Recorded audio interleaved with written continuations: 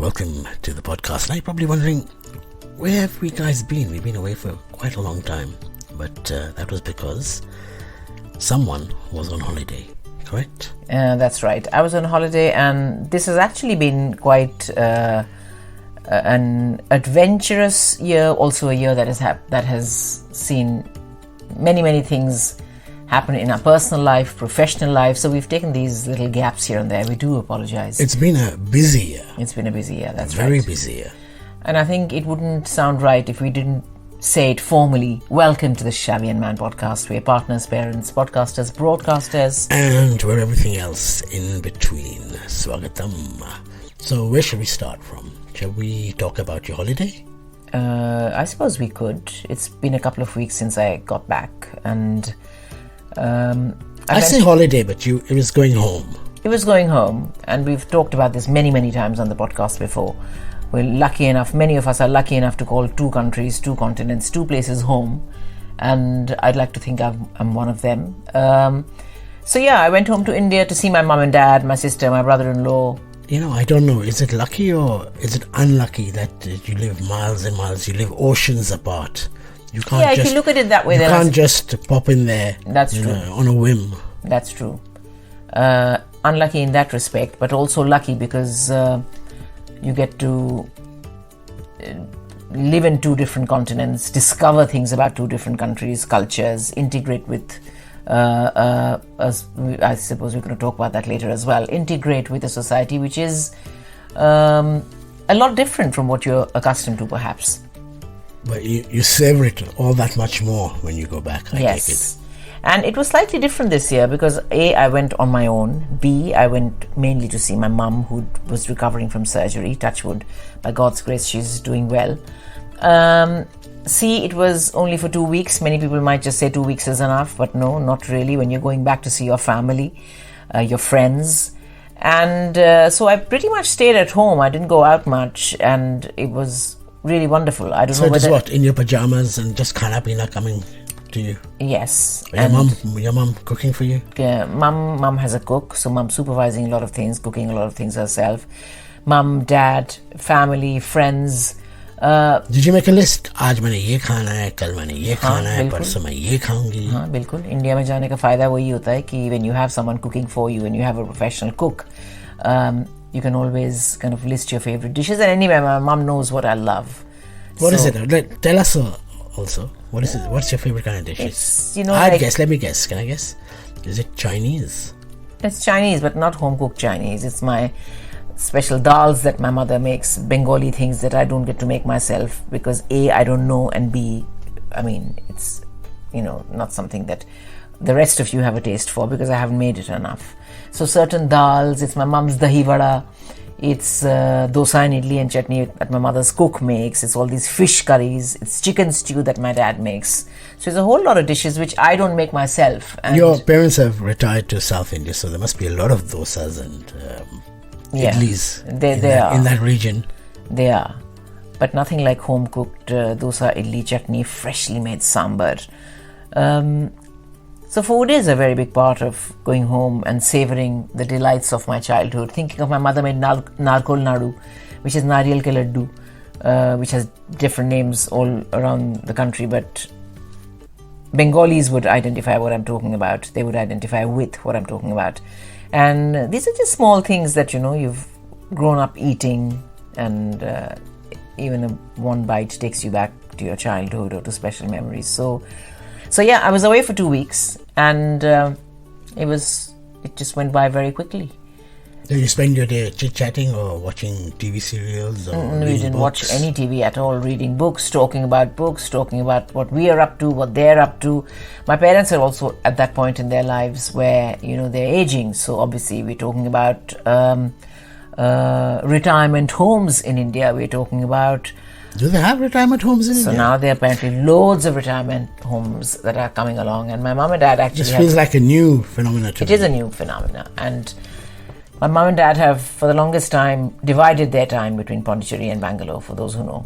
And you know how when you're get to a certain age that then you do not want to commute so much. You do not want to deal with the hassle of काम वाली आई कि नहीं, driver आएगा कि नहीं, खाना आज बनेगा कि नहीं. So all of these things, I think we're all in that age and stage in our lives where I've just turned 50, so a lot of things are hitting me now. And even with my parents, they're in that phase now where I think their health, their mental well-being and their comforts come first. It's not that, you need to have a very hectic social life. It's not that... These are the most paramount things. These are the most important things. Talking about my mom and dad also visit India now and then quite regularly, and they live in Pune, and they've got the most wonderful, what would I call it? I'll call it a club. Yeah. It's a club that they're members of, where they show the latest movies every Saturday. They have brunch. They don't go swimming, but there's a swimming pool. There's a wonderful library. Yeah. So it's a great day out. The only thing is that it's a good 5-10 minute walk up a hill. So they're a bit reluctant to go unless there's something really good going on. Yeah. But I suppose it's a good way of keeping, elderly citizens occupied, giving them something to look forward to, bringing like-minded people together, and they're all chit-chatting about the same things, about their ailments, about their grandchildren, about who's doing what, about which medicine they may have tried and enjoyed, about yoga. It's essentially the same things that they're talking about, but it's good to see community living, and I think it kind of fills them with positivity when you're hearing about stories or celebrating milestones, not just in your own family but with others. This club I'm talking about, the first time I went there, I thought, oh my god, it's a bit over the top. It was very, your favorite word, ostentatious and very lush. I mean, they spent a good deal of money on it. But I thought, do people really use all those facilities? Maybe they do. Yeah, maybe there's a young crowd that goes there that you're not aware of. Yeah, that I didn't see. Yeah, maybe. It could well be. So, trip home after 3 weeks away to Kenya. I mean, it feels as though I've been away a lot this summer, and that's also part of the reason why our podcast has not a quick trip to Kenya, but a trip to Kenya and then a quick trip. Then a quick trip to India. I mean, I was away for the last 2 months. I've been away for 5 weeks, 5 weeks, which is a long time to be away. But I think it's. I'm taking it all in my stride because I do feel you turn 50 only once. Kenya was planned. Kenya was a celebration. India was more to go and look up mom and dad and to kind of really be with them at times when they needed me, A, and B, to celebrate your 50th. To celebrate my 50th. Yeah. So that's that. Now you mentioned something about integration, didn't Yes. you? What did you say? That there are some people who are lucky to be able to call 2 countries, 2 continents home. You know where I'm going with this, don't you? Yeah. Because for those that don't know, in England, the United Kingdom, in the last 2-3 days, our Home Secretary, Suella Braverman, have I said it right? I have no idea. It is Suella Braverman. She's not my most favorite politician. Her real name is Suellen, by the way. Yeah. So our Home Secretary has said that multiculturalism doesn't work. What is that supposed to mean? Well, what first of all is multiculturalism? It's basically distinct ethnic and cultural groups getting along together. Yeah, that's the basic definition I bring in. So she says that it's just not right in this country, which I disagree with. I think I can only talk about London. I think it's a beautiful melting pot of diverse, different cultures, distinct ethnic and cultural groups, all coming together. Now her argument is probably that these different groups don't integrate. And it's true in a way. There are obviously going to be certain pockets where... But I'm not sure where she's going with this. What is she even saying? It doesn't work, so the solution is what? Do not have people of other ethnicities come to this country? Or what is she even suggesting? I don't see her point there. It's a good point. Write in and tell us, because you're right. Maybe she's talking about the refugees coming in and... Yeah, she has had quite a strong line on that. And I know that opinion is divided on that as well, whilst there's one half that says that Britain has always been a very compassionate country. And it is I still do think it's a very tolerant country compared to many other countries. Yes, and they've always been on the front line of helping others, of welcoming refugees and those who are genuinely suffering from hardships from various parts of the world. Culturally, historically, Britain has always taken the lead in showing the way. But there's also a section of people who say that, resources are limited. And yes, there is a strain on the NHS, on every housing. On every That's department. True. And unless you take a realistic call on how many people you are going to be able to support, But I think the irony is actually the correct word, is that she is from an ethnic minority the herself. product of multiculturalism. Absolutely. I think it's Goan Kenyan parents, Mauritian parents, married to a Jewish gentleman. Yeah. So she's very multicultural. She's the epitome of, what it's like. And talking about ethnicity is not working. The Prime Minister is Hindu. Yeah. Yeah. So it's all, you can't really knock it there. And I personally like these pockets of, one of our arguments is that you've got certain pockets where people don't integrate. That going to Southall is we can only talk about London here. Southall is very Punjabi. Wembley is very Gujarati. But I love going to these places now and then to imbibe the culture as such. Eat something there. It's nice. It's a great day out. Yeah. But also to kind of, imbibe the culture, yes, but that is your own culture as well. I mean, I really enjoy going there. Yeah, you're talking as if, like an outsider, that, I don't like to live there, but I like to go there and dip in and out of Punjabi and Gujarati food and culture when it catches my fancy. That's not like... No, that leads me on to another point, to the point that we are looking at it from a different perspective. We're looking at it because as Asians who live here.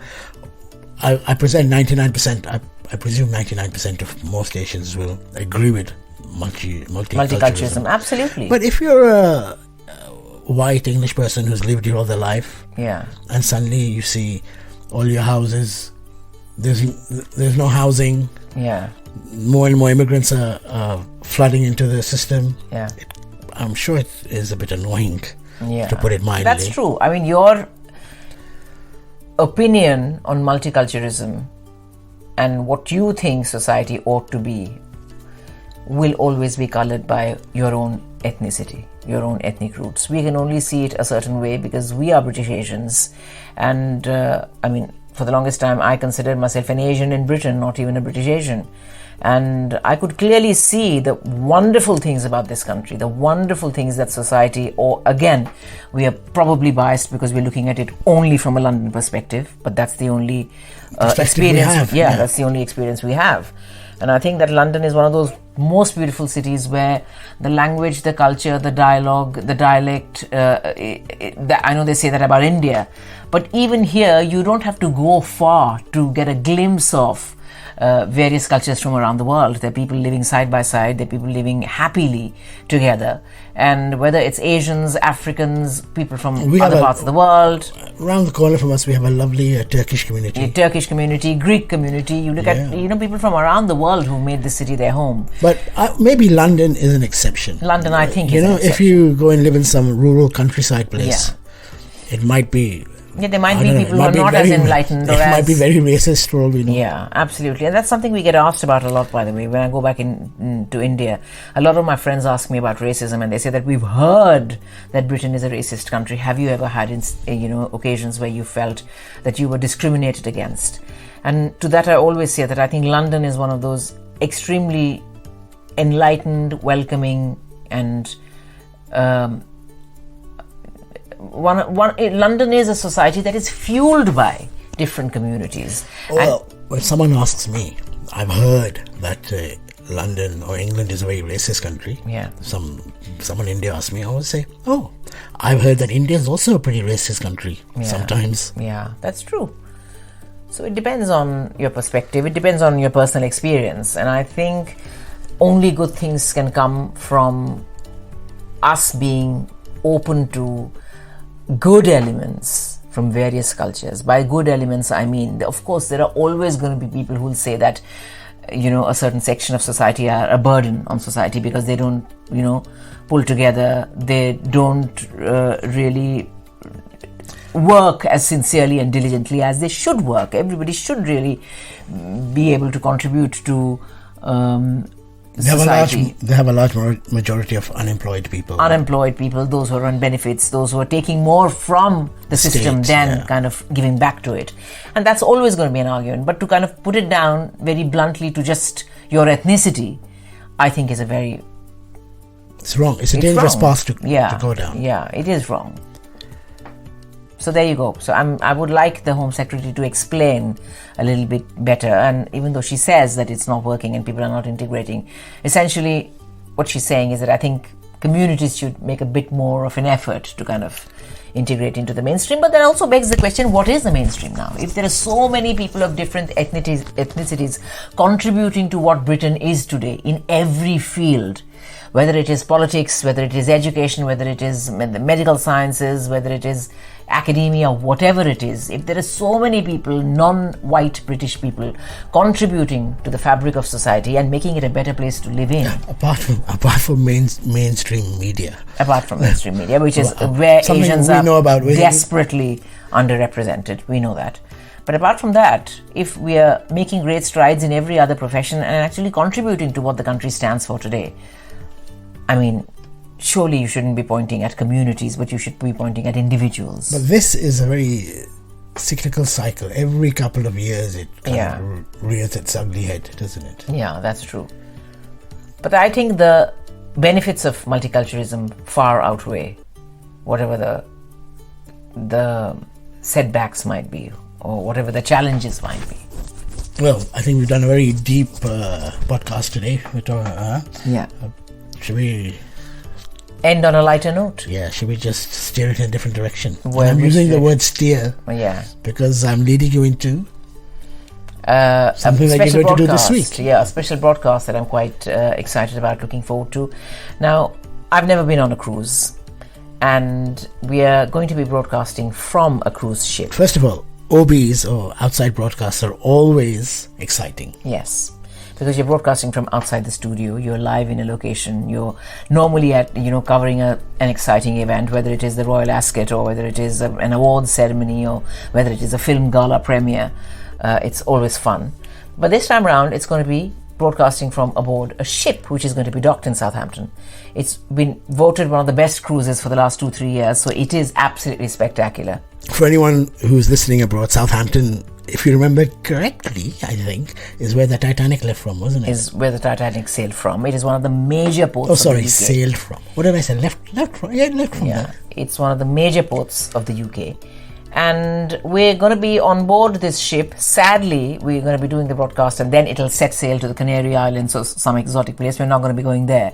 But the fact is that they're trying to kind of highlight, especially to the Asian community, just how amazing cruising can be. They've just discovered Asians ke paas bahut paisa hai. Bahut paisa hai, aur ye bhi ki cruising has a bad image. People think that it's only for retired Buddhas, which is probably true to a certain extent because they've got the time. They've got the time and the money, right? So they paid off their mortgages, their kids have all flown the nest and they're set up for life, so they can afford to do it. But that's the thing, like, if I had to go on a cruise, I mean, I love the idea of a cruise and these banquets. But I'm willing to be persuaded. It's wonderful.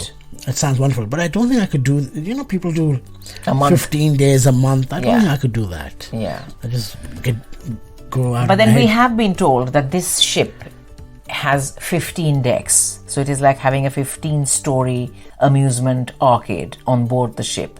And they say that as soon as you board the ship and get on board, because you've got so many shops and restaurants and so much entertainment and so much going on on every level, that it's very easy to forget that you're actually on a ship. You feel that you're in some fantastic new city or town or place where all your favorite things have all been put together in one place, until of course the ship actually starts sailing. And there, apparently these guys say that there's a viewing deck which gives you a panoramic view of the ocean from 360 degree. 300 feet above the deck, the bottom deck, or should I say from sea level. You get a panoramic view of the ocean. This will be a good time to find out whether you're seasick or not. Yeah, well, if you got those sea legs, sailor. Yeah, but it's going to be exciting because I think I've never done this before, and from the sound of it, from the number of forms that we had to fill in, and the amount that has been promised to us. We're apparently going to have a formal breakfast. We're going to have a proper lunch on board. We're going to be shown all the fabulous things. Well, not all, but in a couple of hours, we're going to be shown like a state-of-the-art spa. We're going to be shown a cinema room, and apparently they've got deep diving simulators on the ship. So you're actually not really deep diving into the ocean, but you're deep diving into a pool on the ship. How bizarre is that? Which gives you the impression. All this means nothing to me. Are you going to sit on the captain's table with a bottle of rum? Oh, sorry, is that a captain or is that a pirate? I can't remember. But yeah, it's going to be fun. It's going to be exciting. So we've got a lot going on. And we're hoping that life would have found some sort of a rhythm now that autumn is almost knocking on our door. It's going to be Halloween soon, Diwali, Dashera, all Navaratri, all the festivities are going to kick off.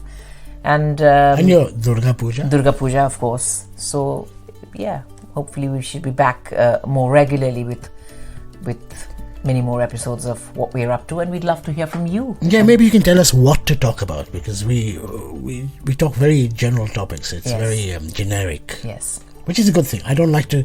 we could go the other way and talk about what we did this week, which many podcasters do. And we have... Hum logon ne ye picture dekhi, we went...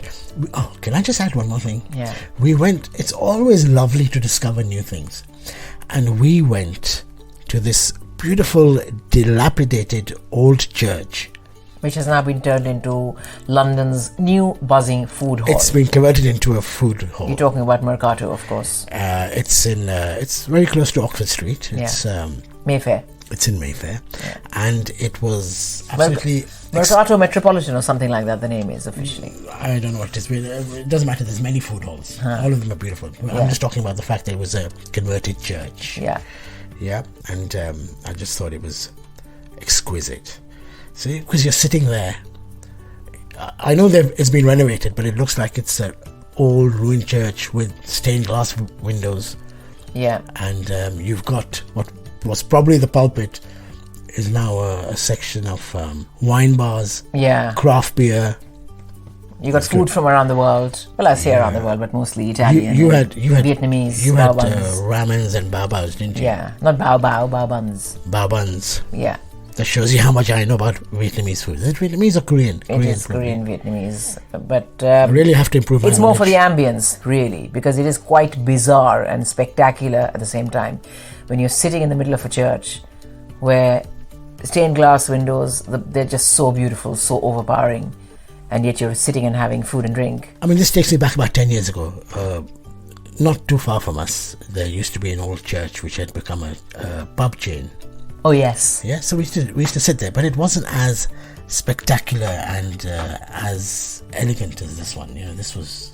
It's all its grandeur. It's just beautiful. I'm just surprised that, they allowed it. No, I think the church had been disabandoned many, many years ago, and they sold the land, but they kept it with its original features, I presume. Yeah. And if you're into architecture, it's a beautiful beautiful sight to behold. Yeah, or if you're into food. Or if you're into taking Instagram photos and plastering them on social media just to say, look how beautiful this place is. Or if you're into shopping in Oxford Street and wanted to have a quick break. Yes. There's so many things you can do. That's true. On that note, should we say bye-bye? We should set sail as well.